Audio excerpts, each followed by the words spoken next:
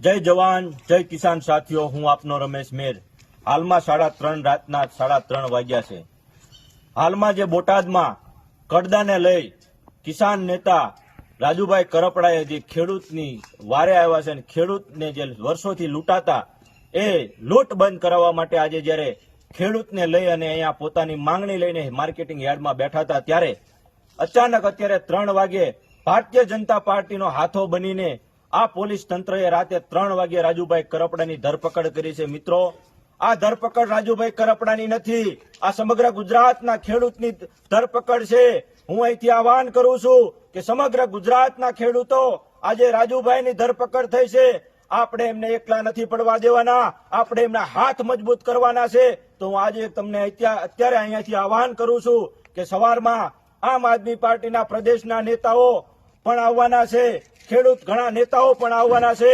તો હું દરેક ખેડૂતને મારી વિનંતી છે કે આપની લડાઈ માટે રાજુભાઈ લડી રહ્યા છે, તો આપણે રાજુભાઈને એકલા નથી પડવા દેવાના। આવો સવારે સૌ મળીએ બોટાદ માર્કેટિંગ હેડ ખાતે ઉમટી પડો, એક વખત આ તાનાશાહી સરકારને બતાવી દઈએ કે ખેડૂત એકતા શું છે, ખેડૂતની તાકાત શું છે। અમારા ખેડૂતના નેતાને તમે કેમ આંગળી અડાડી શકો એ તાકાત આપણે બતાવવાની છે। તો સર્વે મિત્રો સવારમાં 8 વાગે બોટાદ ખાતે માર્કેટ